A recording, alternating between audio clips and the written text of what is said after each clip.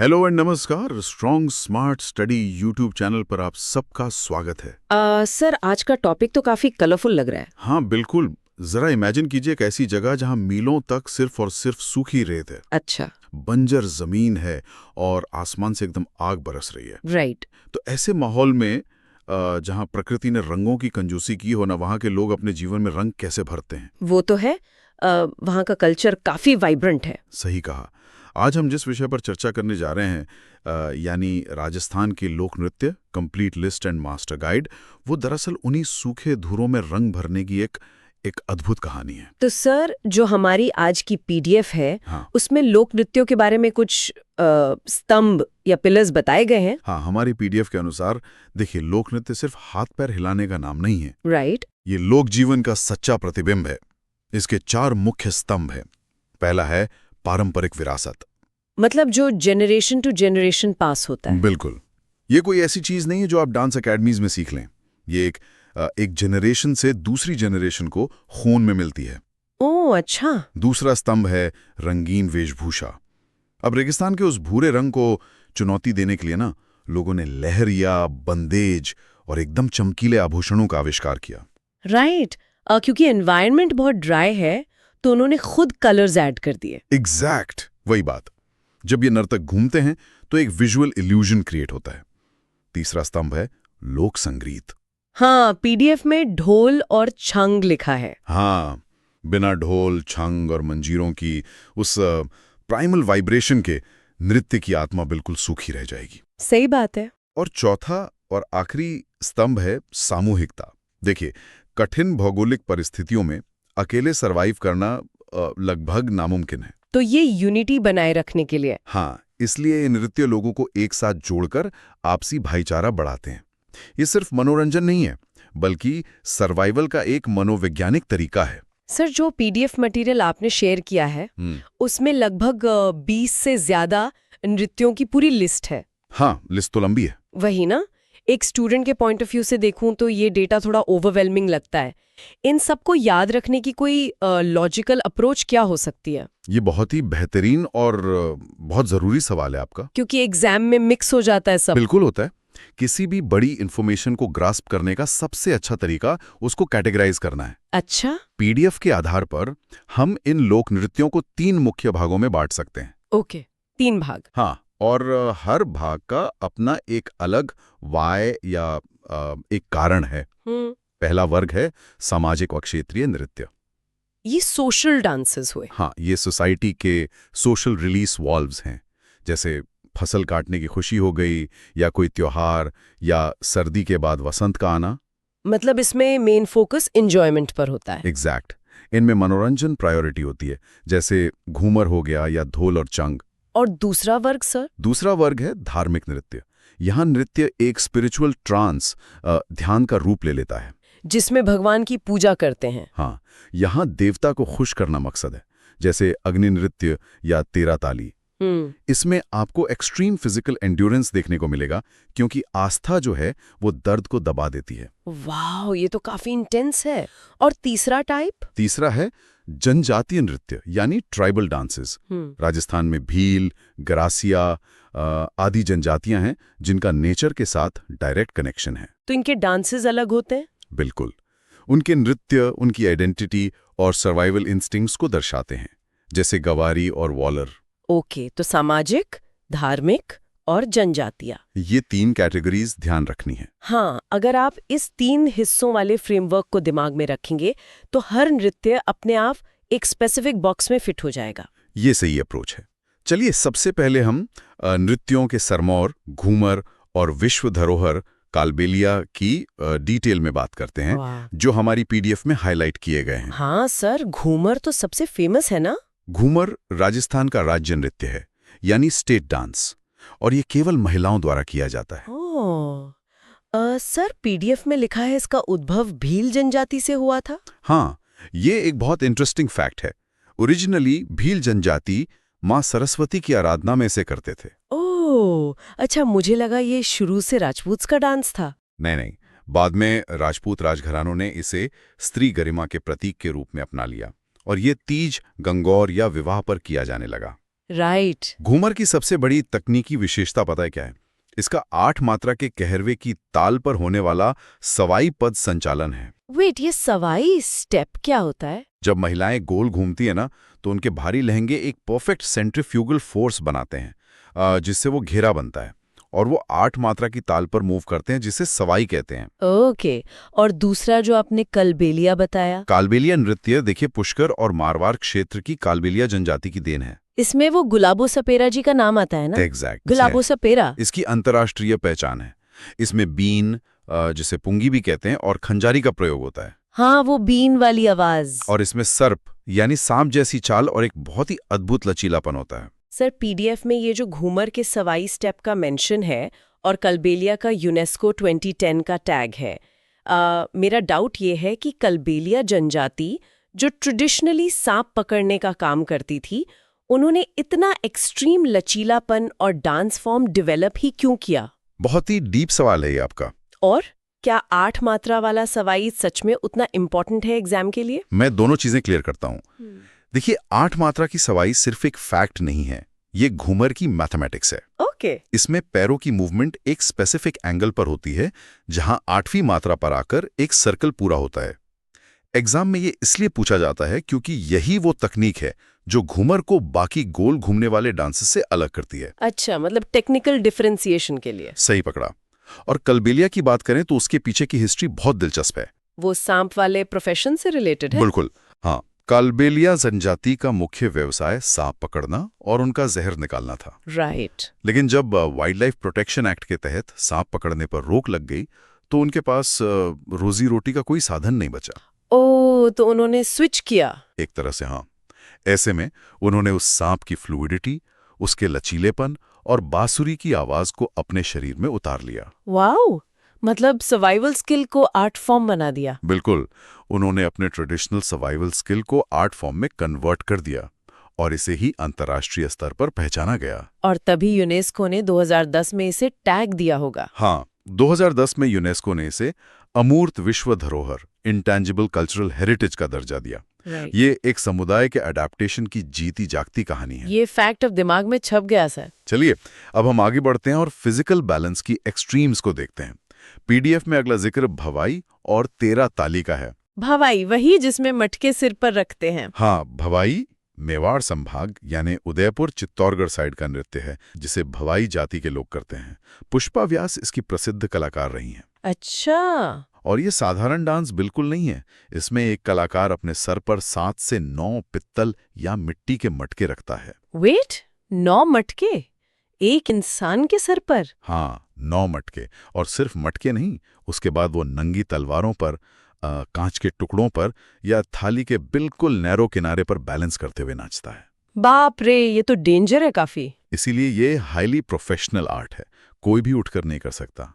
वहीं दूसरी ओर 13 ताली नृत्य पूरी तरह से भक्ति पर आधारित है। 13 ताली रामदेव जी के मेले में होता है ना? एकदम सही। ये रामदेवरा, पाली और डिडवाना में कामड़ जाति की महिलाओं द्वारा किया जाता है। सबसे हैरत की बात यह है कि ये नृत्य खड़े होकर नहीं, बल्कि जमीन पर बैठकर किया जाता है। बैठकर? ये अजीब नहीं है डांस के लिए? यही इसकी खासियत है। महिलाओं के शरीर पर 13 मंजीरे, सिंबल्स बांधे जाते हैं। 13 मंजीरे बैठकर कैसे बजाते हैं वो लोग? 9 दाएं पैर पर, 2 कोहनियों पर और 2 हाथों में। जब वो बाबा रामदेव जी की भक्ति में गाती हैं, तो इन मंजीरों को आपस में टकराकर एक अद्भुत पॉलीरिदमिक बीट क्रिएट करती हैं। ओह, और बैकग्राउंड में क्या बजता है? साथ में तनपुरा और चौतारा बजता है। मांगीबाई इसकी सबसे प्रसिद्ध कलाकार हैं। ये एग्जाम में काफी पूछा जाता है। सर, लिटरली बताऊं तो ये पढ़कर ही फिजिकली इम्पॉसिबल लगता है। हाँ, लगता है। कांच पर नाचना और 9 मटके बैलेंस करना, साइंस के हिसाब से उनका सेंटर ऑफ ग्रेविटी कैसे काम करता है? उन्हें चोट क्यों नहीं लगती? यही तो इन नृत्यों का मैजिक है, जो स्ट्रिक्टली फिजिक्स और बायोमैकेनिक्स पर काम करता है। कैसे सर? भवाई में जब 9 मटके सर पर होते हैं, तो डांसर का सेंटर ऑफ मास बिल्कुल उसकी स्पाइन के थ्रू सीधा जमीन में जाता है। बट ये परफेक्ट पोस्चर उन्होंने डेवलप कैसे किया? ये आदत उन्हें कहां से आई? रेगिस्तान में महिलाओं को कोसों दूर से मटकों में पानी लाकर आना पड़ता था। ओ, पानी लाने वाली मजबूरी। हाँ, सूखे धुरों पर चलते हुए पानी की एक बूंद भी न छलकने देना उनकी मजबूरी थी। उसी मजबूरी ने इस परफेक्ट फिजिकल बैलेंस को जन्म दिया। वाह, क्या कनेक्शन है। और कांच पर चलना? कांच और तलवार पर नाचने के लिए सालों की मसल कंडीशनिंग चाहिए होती है ताकि बॉडी वेट इवनली डिस्ट्रीब्यूट हो जाए। राइट। और सर 13 ताली में बैठकर 13 मंजीरे बजाना, ये किसी एक इंसान के लिए मल्टीटास्किंग की एक्सट्रीम लिमिट नहीं है? 13 ताली की बात करें तो इसे एक ड्रम किट बजाने जैसा समझिए। जैसे एक ड्रमर दोनों हाथों और दोनों पैरों से अलग अलग आवाजें निकालता है ना, हाँ हाँ, समझ गई। बिल्कुल वैसा ही कामड़ जाति की महिलाएं अपने ही शरीर को एक म्यूजिकल इंस्ट्रूमेंट बना देती हैं। ये तो नेक्स्ट लेवल कोऑर्डिनेशन है। ये एक ऐसी काइनेटिक एनर्जी क्रिएट करता है जो उन्हें सीधे स्पिरिचुअल ट्रांस में ले जाता है। बाबा रामदेव जी जो एक लोक देवता थे और उन्होंने छुआछूत के खिलाफ काम किया था। अच्छा, इसलिए उनकी इतनी मान्यताएं है। इसीलिए कामड़ जाति उनकी आराधना इस अद्भुत श्रद्धा के साथ करती है। चलिए अब उस स्पिरिचुअल ट्रांस को एक कदम और आगे ले चलते हैं। ओके, नेक्स्ट क्या है पीडीएफ में? हमारी पीडीएफ का अगला हिस्सा गवारी और अग्नि नृत्य के बारे में है, जो साहस और मिथ का एक बहुत ही सॉलिड कॉम्बिनेशन है। गवारी, जिसे राई भी कहते हैं? हाँ, गवारी को राई भी कहते हैं और ये मेवाड़ में भील जनजाति का सबसे प्राचीन लोक नाट्य है। ये सिर्फ डांस नहीं है, एक 40 दिन का थिएट्रिकल मैराथन है। वेट, 40 दिन लगातार? लगातार इसमें सिर्फ पुरुष हिस्सा लेते हैं, जिन्हें खेलिए कहते हैं। ये रक्षाबंधन के ठीक बाद शुरू होता है। इसके पीछे कोई स्टोरी होती है क्या? हाँ, इसके पीछे शिव और भस्मासुर की मिथोलॉजी है। इन 40 दिनों में नियम इतने सख्त होते हैं कि कलाकार पूर्ण ब्रह्मचर्य का पालन करते हैं। ओह, मतलब बहुत स्ट्रिक्ट रूल्स। बिल्कुल, जूते नहीं पहनते, हरी सब्जियां नहीं खाते और जमीन पर सोते हैं। ये तो एकदम तपस्या जैसा हो गया। और अग्नि नृत्य के बारे में क्या है? दूसरा है अग्नि नृत्य। ये बीकानेर के कतारिया सर का है। इसे जसनाथी संप्रदाय के पुरुष करते हैं, जो मूल रूप से जाट हैं। जिसमें आग पर चलते हैं। हाँ, रात के समय जब सर्दी अपने चरम पर होती है, ये लोग धड़कते अंगारों के ढेर पर, जिसे धूना कहते हैं, नंगे पैर नाचते हैं। बाप रे, जलते नहीं है वो? और नाचते हुए फटे फटे चिल्लाते हैं। ये सच में रोंगटे खड़े कर देने वाला दृश्य होता है। सर, पीडीएफ में 40 दिन का लंबा ड्यूरेशन लिखा है। एक नॉर्मल इंसान 40 दिन तक सब कुछ छोड़कर सिर्फ ये परफॉर्मेंस कैसे कर सकता है? यही तो डिवोशन है। और अग्नि नृत्य में नंगे पैर आग पर चलना, क्या वहां उन्हें एक्चुअली जलन महसूस नहीं होती, या वो फटे फटे का उद्घोष उनका कोई साइकोलॉजिकल मैकेनिज्म है उस आग को बर्दाश्त करने का? बहुत ही डीप एनालिसिस है आपका। गवारी के 40 दिन दरअसल एक आम इंसान के लिए अपनी नॉर्मल वर्ल्डली लाइफ से डिस्कनेक्ट होने का एक स्पिरिचुअल डिटॉक्स है। मतलब वो मेंटली स्विच ऑफ कर लेते हैं बाकी दुनिया से। हाँ, भील समाज के लोग इस दौरान खुद को शिव और भस्मासुर की कथा का हिस्सा मानते हैं।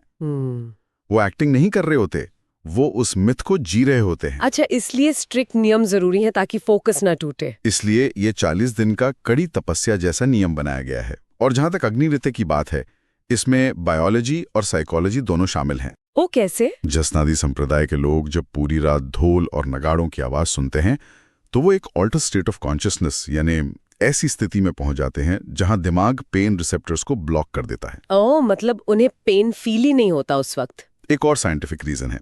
धूने के अंगारों पर एक हल्की राख की ऐश की लेयर आ जाती है, जो कुछ माइक्रोसेकंड्स के लिए हीट ट्रांसफर को रोकती है। अच्छा, राख इंसुलेटर का काम करती है। बिल्कुल।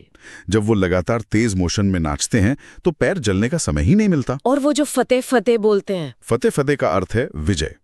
ये आग पर उनकी जीत नहीं, बल्कि अपने अंदर के डर पर उनकी जीत का उद्घोष है। वाओ, ये लिटरली माइंड ओवर मैटर का एग्जाम्पल है। चलिए अब हम वीर रस और उल्लास की तरफ चलते हैं। अगला कैटेगरी है कच्ची घोड़ी, गैर और चारी नृत्य। ये तीनों भी पीडीएफ में हाईलाइटेड है। हाँ, पीडीएफ में बताया गया है कि कच्ची घोड़ी शिखावती और कुछामन का एक हाईली एनर्जेटिक डांस है। इसे विवाह और उत्सवों पर केवल पुरुष करते हैं। इसमें वो नकली घोड़ी पहनते हैं ना? हाँ, वो अपने कमर पर एक लकड़ी की नकली घोड़ी पहन लेते हैं और हाथों में तलवारें लेकर मॉक फाइट करते हैं। मॉक फाइट मतलब एक्टिंग वाली लड़ाई? सही। इनकी स्पीड इतनी परफेक्ट होती है कि जब ये आगे पीछे आते हैं तो लगता है जैसे खेत में कोई फूल खिल रहा हो और बंद हो रहा हो। ये विजुअल तो काफी सुंदर होता होगा। और गैर नृत्य? गैर नृत्य मेवाड़ और बाड़मेर के कनाना क्षेत्र में होली पर होता है। पुरुष, जिन्हें गैरिये कहते हैं, हाथों में लकड़ी के डंडे लेकर गोल घूमते हुए आपस में टकराते हैं। और चारी नृत्य सर, ये कहाँ का है? चारी नृत्य किशनगढ़ की गुर्जर महिलाओं का है। फलाकूबाई इसकी आइकॉन रही हैं। इसमें अतिथियों के स्वागत पर महिलाएं सिर पर पितल की चारी यानी कलश रखती हैं, उस कलश में कुछ होता भी है या खाली होता है? जिसमें कपास के बीज यानी बिनोले तेल में भिगोकर जलाए जाते हैं। सर, एक डाउट है। कच्ची घोड़ी में नकली घोड़ी और चमड़ी में जलते हुए बीज का इस्तेमाल, ये प्रॉप्स आखिर क्या सिग्निफाई करते हैं? बहुत अच्छा सवाल पूछा। क्योंकि एग्जाम में तो बस लिस्ट पूछी जाती है, पर इन प्रॉप्स को चुनने के पीछे हिस्ट्री क्या रही होगी? और क्या कच्ची घोड़ी में किसी खास राजा की कहानी है? देखिए, प्रॉप्स कभी भी रैंडमली नहीं चुने जाते। कच्ची घोड़ी का सीधा कनेक्शन शेखावटी के बवारिया डाकुओं से है। डाकुओं से?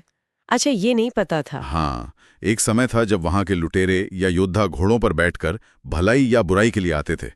घोड़ा उस जमाने में पावर, स्पीड और शौर्य का प्रतीक था। ओ, तो उनको कॉपी करते हैं इस डांस में? नकली घोड़ी पहनकर तलवारबाजी करना उन्हीं पुरानी युद्ध कलाओं को एक डांस फॉर्म में प्रिजर्व करने का तरीका था। ने वाला जो पैटर्न आपने बताया, जब फूल खिलने जैसा पैटर्न बनता है, वो दरअसल एक मिलिट्री ड्रिल फॉर्मेशन था, जिसे बाद में एंटरटेनमेंट के लिए बदल दिया गया। सही है। और चरी नृत्य के पीछे की हिस्ट्री? चरी नृत्य की बात करें तो गुर्जर जनजाति मूल रूप से पशुपालक रही है। महिलाओं को दूर दूर तक पानी लेने जाना पड़ता था और सिर पर कलश यानी चरी उनकी लाइफ का सबसे इंपॉर्टेंट बर्तन था। राइट, पानी की स्टोरेज के लिए। अब जब रात के समय अतिथियों का स्वागत करना होता था और तब बिजली नहीं होती थी, तो उसी चरी में तेल से भीगे कपास के बीज जलाकर एक रोशनी की जाती थी। अच्छा, मतलब एक नेचुरल लैंप जैसा। हाँ, ये रोशनी और पानी के कलश का कॉम्बिनेशन स्वागत का एक पारंपरिक और ग्रैंड विजुअल बन गया। एग्जाम में फलकूबाई का नाम इसके साथ काफी बार आया है। बिल्कुल। एग्जाम में एग्जामिनर डायरेक्टली पूछता है कि किशनगढ़ की गुर्जर महिलाओं का जलते बीज वाला नृत्य कौन सा है, क्योंकि ये उस इलाके की यूनिक ज्योग्राफी और हिस्ट्री का रिजल्ट है। समझ गई सर। अब पीडीएफ का आगे का पार्ट देखते हैं। अब हम पीडीएफ के उस हिस्से पर आते हैं जहां आवाज और ऊर्जा अपने सबसे ऊंचे स्तर पर होती है। हम बात कर रहे हैं ढोल, बाम, गिंदाड़ और चंग की। ये सब फेस्टिवल वाले लग रहे हैं। ढोल नृत्य जालौर का है। जालौर का क्षेत्र थोड़ा अलग है। यहाँ पुरुष ढोल को एक आम तरीके से नहीं बजाते, बल्कि थाकना शैली में बजाते हैं। थाकना शैली? अच्छा। हाँ, और इसे जयनारायण व्यास जी ने काफी सपोर्ट किया था। उसके बाद है बाम नृत्य, जो भरतपुर और अलवर क्षेत्र में लोकप्रिय है। बाम का क्या मतलब होता है यहाँ? बाम का मतलब होता है एक बहुत ही विशाल नगाड़ा जिसे 2 मोटे डंगों से बीटा जाता है। ये नई फसल के आने पर फाल्गुन के महीने में होता है। और पीडीएफ में एक बम रसिया वर्ड भी है इसके साथ। हाँ, इसमें गाए जाने वाले गीतों को रसिया कहते हैं, इसलिए इसे बम रसिया भी कहा जाता है। फिर शेखावटी के 2 होली वाले नृत्य आते हैं, गिंदाड़ और चंग। गिंदाड़ में क्या होता है? गिंदाड़ में होली के आसपास पुरुष गोल घेरे में नाचते हैं। दिलचस्प बात यह है कि इसमें कुछ पुरुष महिलाओं की वेशभूषा धारण करते हैं, जिन्हें मेहारी या गंगौर कहते हैं। ओह, पुरुष महिलाओं के कपड़े पहनते हैं? हाँ, और चंग नृत्य में हर पुरुष के हाथ में दफ होता है और वो धमाल गाते हुए नाचते हैं। सर, ये थकना शैली सुनने में थोड़ा अजीब लग रहा है। क्या इसका मतलब थक जाना है? नहीं नहीं। और गिंदाड़ में पुरुषों का महिलाओं के कपड़े पहनना, जिससे आपने पीडीएफ में मेहरी बताया है, इसके पीछे क्या सोशियोलॉजिकल कारण हो सकता है? बहुत अच्छा डाउट पूछा आपने। थकना का मतलब यहाँ थकावट से बिल्कुल नहीं है। इस शब्द का लोकल अर्थ होता है उत्कर्ष या जोश की एक्सट्रीम हाइट पर पहुंचना। ओह, मतलब हाइप क्रिएट करना। एग्जैक्ट। जब ढोल बजना शुरू होता है तो उसकी स्पीड ऐसी होती है कि सुनने वाले के अंदर का आलस्य टूट जाता है और उसके अंदर इतनी ऊर्जा भर जाती है कि वो नाचने पर मजबूर हो जाए। अच्छा, उस एड्रेनलिन रश को थकना कहते हैं। अब सेंस बन रहा है। उस एड्रेनलिन रश को थकना शैली कहते हैं। और गिंदाड़ में मेहरी बनने का कॉन्सेप्ट समझने के लिए ना, आपको उस समाज की साइकोलॉजी देखनी होगी। वो क्या थी सर? पुराने जमाने में औरतों का पब्लिक में आकर नाचना या नाटक करना पेट्रियार्कल सोसाइटी में स्ट्रिक्टली अलाउड नहीं था। हाँ, वो सिस्टम काफी स्ट्रिक्ट था। लेकिन होली एक ऐसा त्योहार है जो समाज के सारे स्ट्रिक्ट रूल्स को एक दिन के लिए तोड़ने की आजादी देता है। राइट, होली पर सब अलाउड होता है टाइप का सीन। तो खुशी और स्वांग यानी एक्टिंग को पूरा करने के लिए पुरुष ही महिलाओं का रूप धारण करके एक कॉमिक रिलीफ और एंटरटेनमेंट क्रिएट करते थे। अच्छा, तो ये मजबूरी और मस्ती दोनों का मिक्स था। ये मेहरारी ट्रेडिशन उस स्ट्रिक्टली कंट्रोल्ड सोसाइटी का एक छोटा सा एस्केप मैकेनिज्म था। चलिए अब हम अपने पीडीएफ के सबसे फाइनल और स्कोरिंग हिस्से पर आते हैं। क्विक रिवीजन मैट्रिक्स ना? हाँ, ये हमारा क्विक रिवीजन मैट्रिक्स है जिसे हम लाइन बाय लाइन कवर करेंगे। यहाँ ध्यान दीजिएगा क्योंकि क्वेश्चंस यहाँ से डायरेक्टली उठते हैं। I am ready sir. सबसे पहले गरासिया जनजाति, जिनके वालार और लूर नृत्य हैं। वालार एक ऐसा नृत्य है जिसमें किसी भी म्यूजिक इंस्ट्रूमेंट का इस्तेमाल नहीं होता। बिना इंस्ट्रूमेंट के कैसे नाचते हैं? हाथों की तालियों और पैरों की थाप से बीट बनती है। लूर नृत्य खुशी और रिश्ते की मांग के समय होता है। ओके, और भील जनजाति का? भील जनजाति का नेजा एक स्पोर्ट्स डांस है जहां नारियल को खंबे से उतारना होता है। और हाथी माना उनका वो नृत्य है जहां पुरुष बैठकर तलवारबाजी करते हैं। ये तो इंटरेस्टिंग लग रहा है। जोधपुर वाला कौन सा था? जोधपुर यानी मारवाड़ का घुड़ला नृत्य बहुत खास है, जिसमें महिलाएं मिट्टी के छिद्रित मटके में जलते दीपक को सिर पर रखकर नाचती हैं। राइट। और झालावाड़ रीजन में? झालावाड़ और हाड़ौती क्षेत्र में बिंदावरी और झूमर प्रसिद्ध हैं। फिर आती है कंजर जाति, जिनके चक्री नृत्य में लड़कियां तेज घूमती हैं जैसे कोई लट्टू हो। और धाकड़ नृत्य उनकी शौर्य परंपरा का प्रतीक है। चक्री और धाकड़, ओके, याद रहेगा। नाथद्वारा में होली पर डांग नृत्य होता है, जबकि पाबूजी के भक्त थाली नृत्य करते हैं जिसमें रावण हत्था बजाया जाता है। और करौली डिस्ट्रिक्ट का? करौली में कैला देवी के दरबार में लंगूरिया और होलिका दहन के समय जावारा नृत्य होता है। सर, इसमें कालबेलिया का एक और फॉर्म भी था शायद एंड में। अंत में कालबेलिया जनजाति के अन्य रूप हैं पनेहारी और इंदोनी, जो पानी लाने की प्रेम कथाओं पर आधारित कपल डांसेस हैं।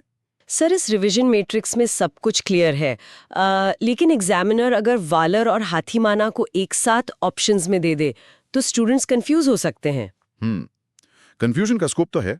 एक लाइन में इन दोनों का कोड डिफरेंस कैसे याद रखें सर? कंफ्यूजन होना लाजमी है, पर इसे सॉल्व करना आसान है। बस 2 की फ्रेजेस याद रखिए अपने ट्रिक के लिए।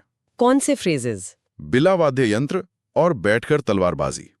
अच्छा, बिना वाद्य यंत्र और बैठकर तलवारबाजी। जब भी ऐसी ताल आती है जो बिना ढोल मंजीरे के सिर्फ बॉडी के साउंड से होती है तो वो गराजिया जनजाति का वॉलर है। ओके, वॉलर बिना इंस्ट्रूमेंट। और जब तलवारबाजी की बात आए जो जमीन पर घुटनों के बल बैठकर की जाए तो वो भीलों का हाथीमाना है। दोनों का कॉन्टेक्स्ट और जनजाति बिल्कुल अलग है। एक प्योर रिदम बेस्ड है और दूसरा वेपन्स की स्किल पर। अब बिल्कुल मिक्स नहीं होगा। तो इस तरह आज हमने राजस्थान के लोक नृत्यों के इस इम्पॉर्टेंट पीडीएफ को पूरी तरह डीकोड किया। काफी डिटेल में कवर हो गया आज सर। पर जाने से पहले एक बहुत ही ज़रूरी विचार करना चाहता हूं मैं। आज के इस स्मार्टफोन और इंटरनेट के दौर में जहां एंटरटेनमेंट सिर्फ स्क्रीन्स के अंदर सिमट गया है, राइट, वहां क्या आने वाली पीढ़ियां गौरी के उन 40 दिनों के कड़े अनुशासन को निभा पाएंगी? ये तो सोचने वाली बात है सर, सच में। क्या वो आग के अंगारों पर चलने का साहस बचा पाएंगी, या ये सब सिर्फ किताबों और पीडीएफ्स में लिखा हुआ इतिहास बनकर रह जाएगा? ये नृत्य हमारी संस्कृति की धरोहर है, इन्हें महसूस करना बहुत ज़रूरी है। अगर आपको ये वीडियो अच्छी लगे तो वीडियो को लाइक करें और चैनल को सब्सक्राइब करना ना भूलें। Thank you.